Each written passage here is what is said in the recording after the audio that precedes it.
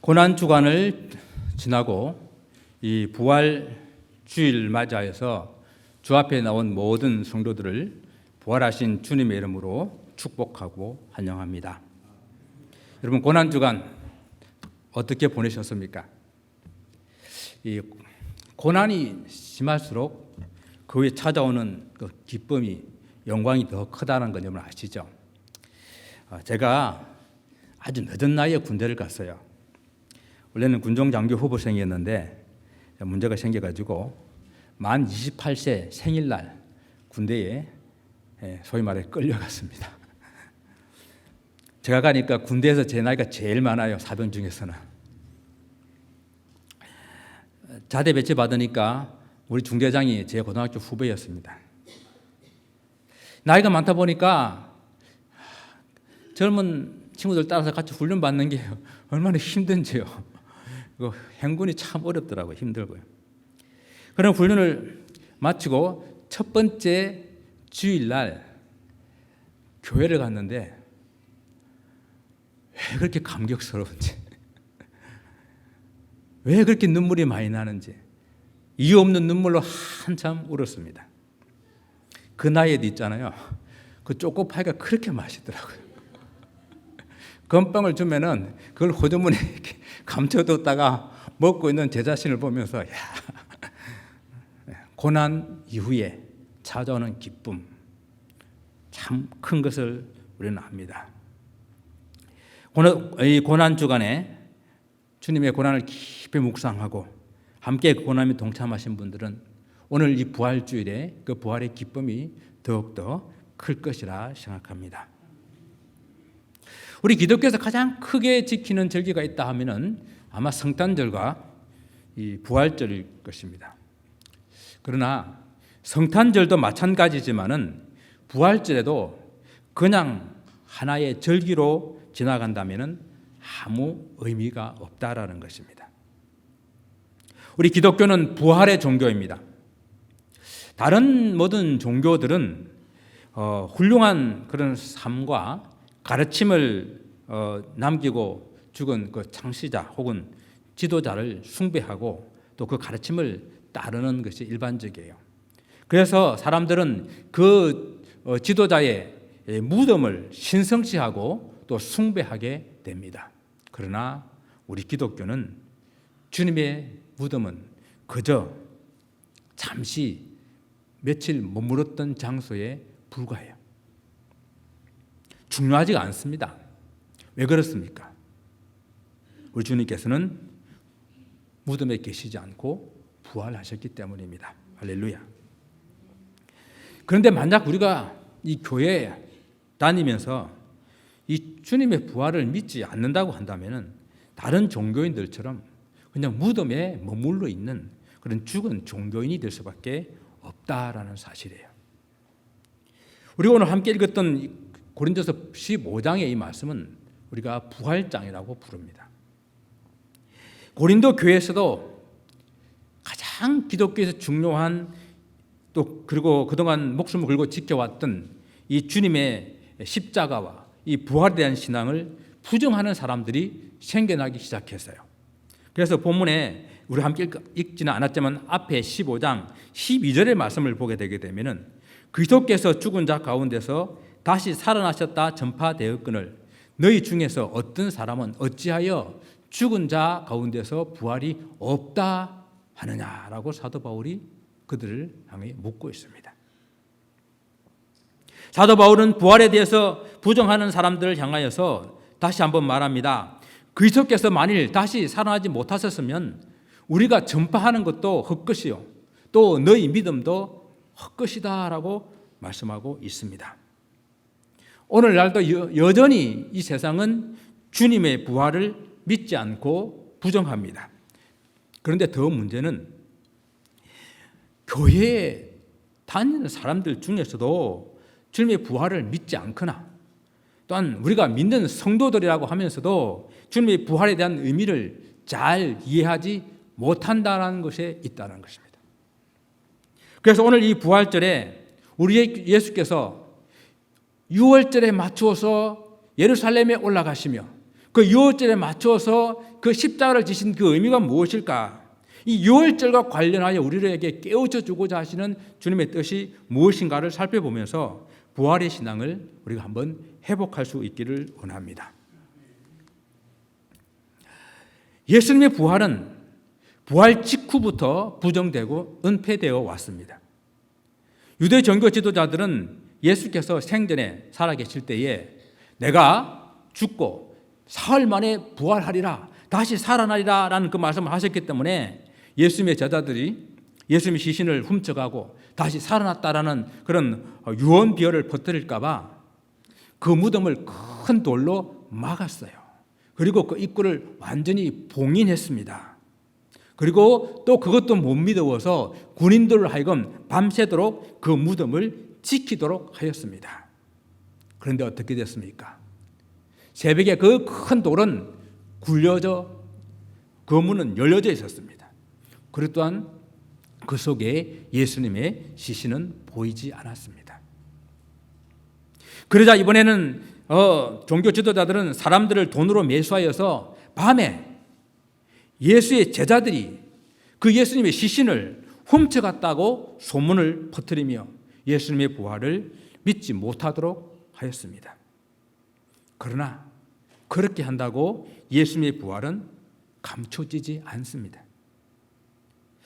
참 아이러니하게도 이 유대인들이 유월절을 지키는데 4월 5일부터 유월절이었습니다. 유월을 지킬 때마다 우리 예수님의 고난과 부활을 기억할 수밖에 없는 사실이 하나 있어요. 우리가 유월절을 하게 되면 또 중요한 다른 절기가 바로 이어서 오게 되는데 여러분 혹시 아세요? 유월절과 바로 이어서 오는 절기, 초실절이라는 절기가 있습니다. 이 초실절 절기는 보리 첫 이삭을 하나님께 묶어서 올려드리는 제사예요. 이것이 왜 중요한가 하면은 이 날부터 계산해가지고 라그바 오멜이라는 33일을 계산해서 절기를 지키고 또 이것을 계산해가지고 77이 49, 49일 다음 50일 77절 오순절 절기를 지키는 거예요. 그런데 이 날이 원래 언제 지키게 되어 있나 하면 성경에 6월절에 있는 그 안식일 다음 날, 안식 후 첫날을 초실절로 지키라라고 성경은 명하고 있어요. 그런데 보세요. 6월절 그 기간에 있는 안식일 다음 날, 그 날이 무슨 날입니까? 예수님 부활하신 날이에요. 예수님 부활하신 그날 그들이 초실절을 지키고 초실절을 말할 때마다 무엇이 더욱더 부각되는가 하면은 예수께서 이날 잠잔 자의 첫 열매가 되어서 우리의 영원한 구세주가 됐다라고 지금 외치고 있는 이 제자들의 이야기가 자꾸만 부각되는 거예요. 그래서 그들은 성경에 있는 이 절기를 인위적으로 바꿔버립니다. 6월절 있는 그 안식일 다음 첫날이 아니라 바로 6월절 다음 날로 초실절을 바꿔버려요. 그토록 이들은 예수님의 부활을 부인하고 예수님의 부활을 부정하고 예수님의 부활을 은폐하려고 했습니다. 여러분, 그렇다고 주님의 부활이 감춰집니까? 손바닥으로 하늘을 가려우는 것 아니겠습니까? 부활하신 예수께서 제자들에게 11번 이상 나타나시고 그리고 마지막에는 500여 제자들 눈 앞에서 하늘을 승천하시며 다시 간 모습 그대로 오리라 약속하셨습니다. 그래서 초대교회는 이 예수님의 부활 위에 세워진 그런 교회예요. 초대교회는 예수님의 고난과 부활을 기념하는 부활절을 충실하게 지켰고 또한 여기서만 끝나지 않고 성령 강림 사건이 있었던 그 오순절까지 지속적으로 축하하는 그런 절기로 지켜왔습니다. 그러자 유대교에서는 초대교회 성도들에게 예수님의 이름으로 아무것도 전하지 못하도록 또 예수님의 부활을 전하는 것을 금지시켰습니다. 그들이 말합니다. 그들을 불러서 경고하여 도무지 예수의 이름으로 말하지도 말고 가르치지도 말라 엄포를 놓은 겁니다. 이에 대해서 베드로가 뭐라고 말합니까? 하나님 앞에서 너희 말을 듣는 것이 하나님 말씀을 듣는 것보다 옳은가 판단하라. 우리는 보고 들은 것을 말하지 아니할 수 없다. 담대하게 주님의 고난과 주님의 부활을 전파한 것이었습니다. 주님의 복음과 부활의 진리의 이 선포를 막을 수가 없는 것이었습니다. 그들이 귀로 듣고 눈으로 똑똑히 보았기 때문입니다. 고린도 교회에 이 편지를 쓰고 있는 사도 바울도 처음에는 이 예수님을 믿는 사람들, 예수님의 복음과 예수님의 부활을 전하는 사람들을 잡아 죽이기 위해서 혈안이 되어 있었고, 그리고 외국에 있는 사람들까지 잡으려고 다메섹으로 가던 그 도중에 부활하신 주님을 만났습니다. 그러고 난 다음에 사울이 어떻게 됐습니까?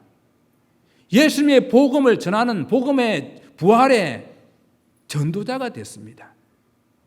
사울이 바울이 되었습니다. 부활은 누구도 부인할 수 없는 역사적인 사건입니다. 우리가 부활을 지키는 것은 주님께서 우리를 구원하시기 위해서 이 고난을 받으시고 십자가에서 죽으신 이 사건과 그리고 죽으심과 사망의 권세를 이기시고 부활하신 이 사건을 다시 회상하고 다시 마음에 굳건하게 새기기 위함입니다.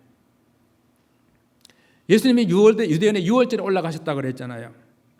유대인들이 자기들의 과거의 역사적 사건을 기념하고 기억하기 위해서 그들은 유월절을 그렇게 지켜요.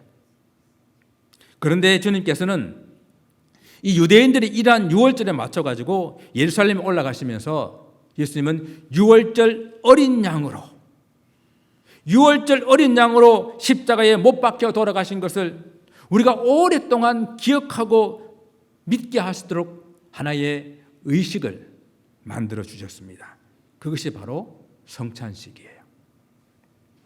그래서 유대인들이 유월절을 지킬 때마다 우리는 주님의 고난과 부활의 의미를 다시 더욱더 기억하고 생각나게 해주는 것입니다. 유대인들의 유월절은요, 하나님께서 이스라엘 백성들을 애굽의 바로의 종으로부터 해방시켜 구원하여 준 그 역사를 기억하는 것에 초점이 있어요. 그래서 유대인들은 유월절 지킬 때에 가장 중요한 것 하나가 누룩이 들어가지 않는 떡을 먹는 것입니다. 그것을 우리는 무교병이라 그러죠. 무교병 히브리어로 말은 마짜라고 그럽니다. 마짜. 유월절 의식을 향할 때에 그 참석한 사람들 중에서 가장 나이가 어린 아이가 이 질문을 해요. 그런데 왜 우리는 이 밤에 무교병 이 마짜를 먹습니까? 라고 질문을 해요. 그러면은 랍비가 대답합니다. 우리의 조상들이 애굽 바로의 포로에서 해방되어 구원받던 그날 너무 급하게 나오느라고 누룩이 들어간 밀가루 반죽을 가지고 오지 못했단다. 그래서 우리 조상들은 광야에서 누룩이 들어가지 않은 딱딱한 고난의 떡을 먹었던 것을 기억하기 위함이란다 라고 대답을 해줘요. 이렇게 철저하게 과거에 무엇이 있었는지, 그들의 구원의 역사가 어땠는지를 기억하는 그 절기가 유월절이에요. 그래서 그들은 일주일 동안 히브리어로 마짜라고 하는 이 무교병을 먹습니다. 여기서 누룩은 죄를 상징하게 되고 죄가 없는 깨끗한 빵을 먹는 것으로 이해해서 유월절에는 그 시작하기 전부터 집안에 있는 모든 누룩이 들어간 음식들, 또 곰팡이가 핀 어떤 가구들, 소파들 다 갖다 버리고 불에 태웁니다. 이스라엘 전역에서 누룩을 만들 수 있는 그런 재료까지 다 없애는 것이 그들의 유월절이에요.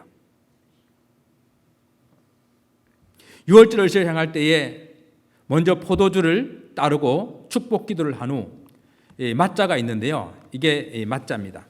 맞자를 3개 겹쳐서 이렇게 부러뜨립니다. 부러뜨려서 나머지 3개는 바닥에 놓고 이것을 함께 나누어 먹습니다. 이것이 유월절 날 먹는 무교병입니다.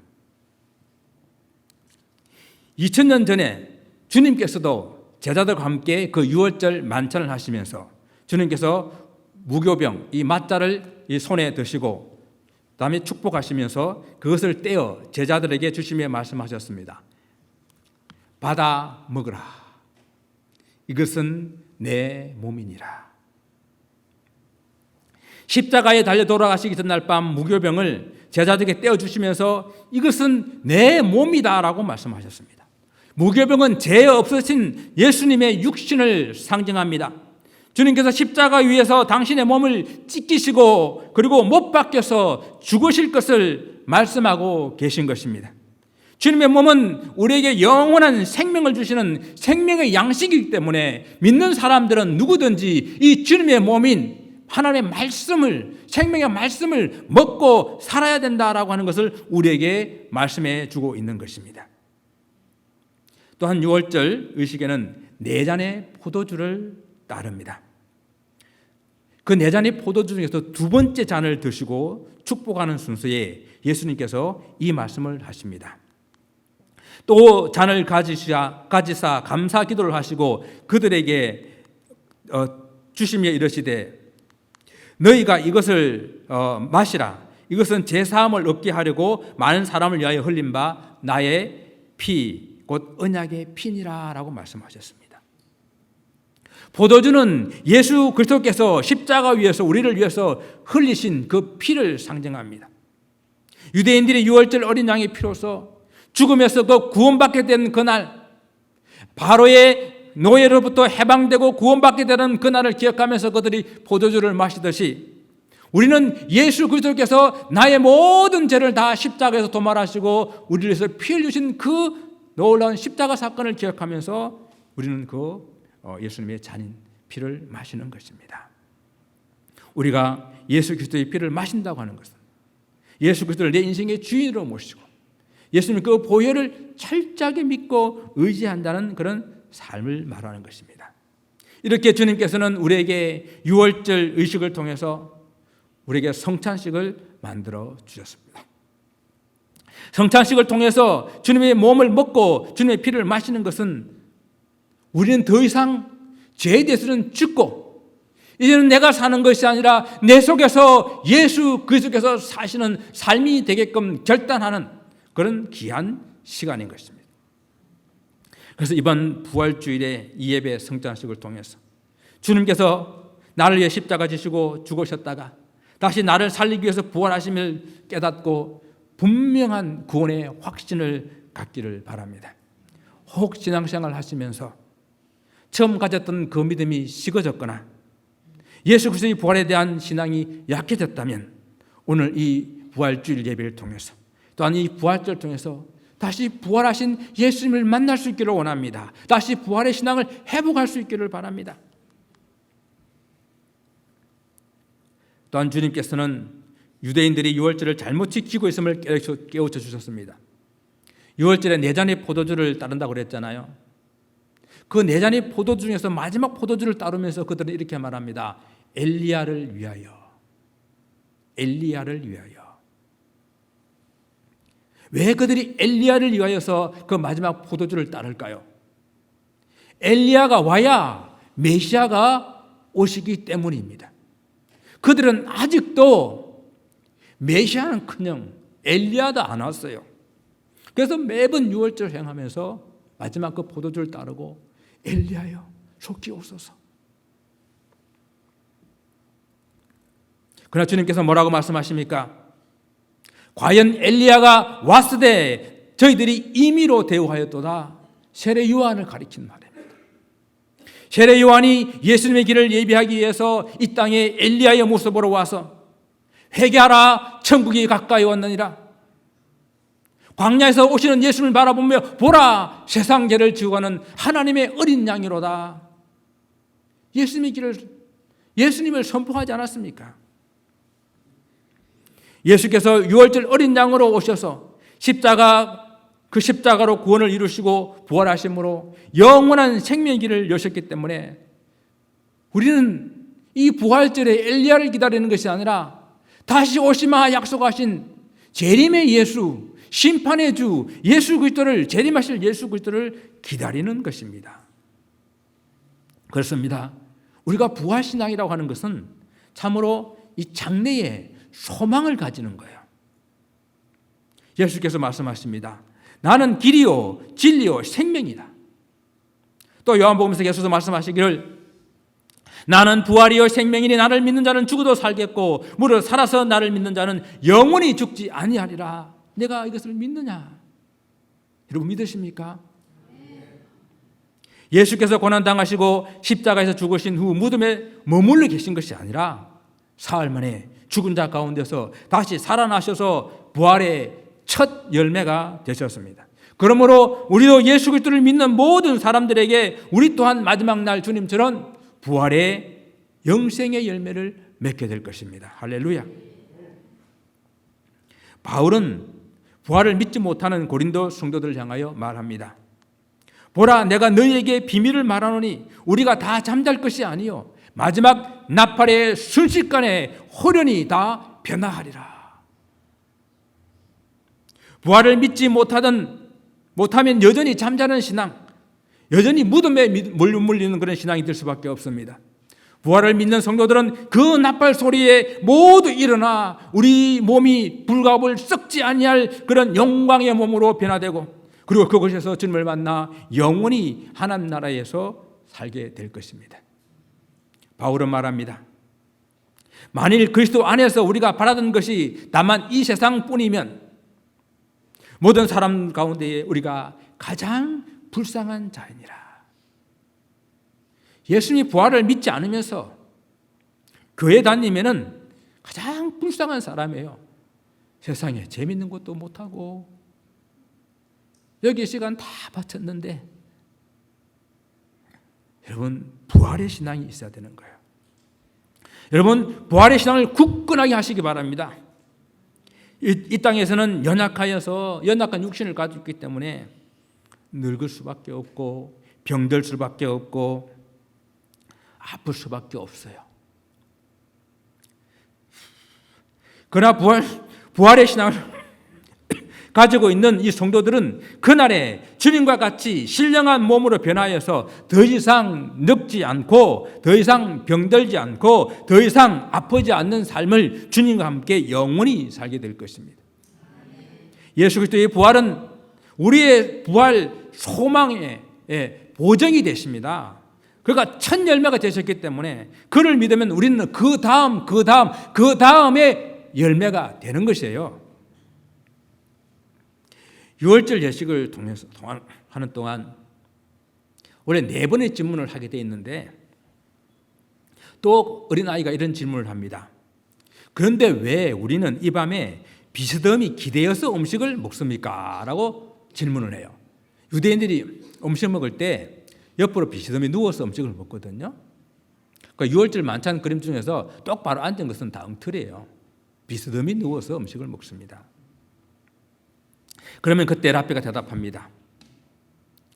옛날에 애굽에 있을 때는 우리가 바로의 종이었지만 이제는 하나님의 구원으로 더 이상 종이 아니라 자유 왕 같은 사람들이기 때문에 우리는 왕처럼 비스듬히 누워서 음식을 먹는단다 이렇게 말을 하는 거예요.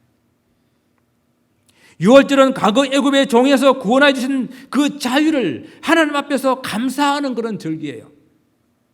이렇게 과거를 철저하게 회상하는 절기입니다. 그러고 난 후에 6월절에 메인 음식이 있어요. 맛있는 요리가 나옵니다. 그 요리를 먹을 때는 이제는 똑바로 앉아서 먹어요. 이것은 현재 구원의 삶에 감사하며 오늘 내가 바른 믿음으로 살아가겠다는 결단이에요. 과거의 구원을 기억하는 것만큼이나 중요한 것은 현재 구원받은 백성으로서 살아내는 거예요. 기독교는 과거에 이루어지신 구원의 확신을 가지고 또 장래에 이루어질 하나님의 나라를 바라보는 소망의 종교입니다. 그러나 더욱 중요한 것은요, 이 구원의 과거의 확신과 장래의 소망을 가지고 현재에 더욱더 의미 있게 보람 있게 가치 있게 주님의 나라를 위해서 살아가는 것, 이것이 더욱더 중요하다는 거예요. 부활신앙을 회복하는 것은 오늘이라는 이 시간을 가장 소중하게 살아내는 것입니다. 부활신앙을 가지고 오늘을 사는 그 모습은 어떠해야 될까요? 첫째, 지금 이 순간에 내가 정말 구원의 확신을 가지고 있는가 하는 것이에요. 지금 당장 내가 이 순간에 내가 죽어도 하나님 나라에 갈 수 있는 그런 구원의 확신을 지금 내가 가지고 있는가? 이것이 중요합니다. 주님을 믿는 사람은 죽어도 다시 부활한다는 이 확신, 이 믿음을 가지고 있으면 이 세상 가운데에 두려울 것이 없지 않겠습니까? 둘째는 성결하게 사는 것입니다. 우리는 구원받은 하나님의 백성임을 아는 것이요, 또 우리 속에는 하나님의 거룩한 성령이 거주하시는 하나님의 전이 된다는 사실을 알고, 장차 우리는 주님을 신랑으로 맞이해야 될 신부임을 알고 거룩함을 이 땅에서 가지는 것, 그것이 부활신앙을 가진 사람의 삶이에요. 세 번째는 하나님 나라를 위해서 헌신하는 삶입니다. 하늘에 소망을 두고 사는 사람들은 어디에 투자해야 될지를 압니다. 이 땅에 썩어질 것이 아닌 하나님 나라에 투자하는 것이 마땅하지 않겠습니까? 과거의 구원을 기억하고 미래에 부활할 소망을 가지는 것도 중요하지만 그 부활신앙을 가지고 살아가는 현재의 삶이 무엇보다도 중요하다고 말씀드렸습니다. 사도 바울이 고린도 교회에서 이 서신을 쓰고 있는 이유도 바로 그 이유였습니다. 구원받은 성도에게, 장래의 영원한 하나님 나라의 소망을 가지고 있는 성도들에게 지금 현재 닥친 현재의 삶을 믿음으로 견뎌내고 살아내야 되기 때문에, 그래서 사도 바울은 58절에 이런 결론을 내립니다. 그러므로 내 사랑하는 형제들아, 견실하며 흔들리지 말고 항상 주의 일에 더욱 힘쓰는 자들이 되라. 이는 너희가 주 안에서 수고가 주 안에서 헛되지 않은 줄을 알미라.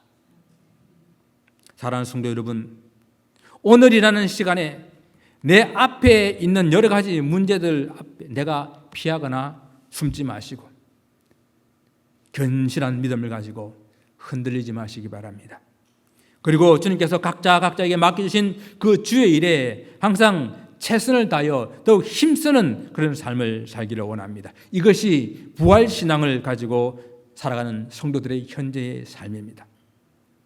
나 과거에 열심히 했어. 나 과거 열심히 수고하고 봉사해서 그것도 아름다워요. 그러나 그 추억에만 잠겨있지 마시고 현재 내가 좀 부족하지만 할 수 있는 것, 연약하지만 할 수 있는 것, 내가 지금 해야 할 그 일을, 그 주의 일을 더욱 힘쓰는 삶, 그것이 더욱더 아름답습니다. 장래의 불갑을 썩지 아니할 영광의 몸으로 변하게 될 날을 소망하며 부활의 신앙을 가지고 사는 것 아름답습니다. 그러나 현재에 내게 주어진 주의 일을 더욱 힘쓰는 것이 더욱 아름답다는 사실을 이 아침에 기억하면서, 이것이 참 부활의 신앙을 회복하는 길이라는 사실을 기억하시면서 여러분, 이 부활의 신앙으로 승리하는 그런 삶이 되기를 주님 이름으로 축원을 드립니다. 기도하겠습니다.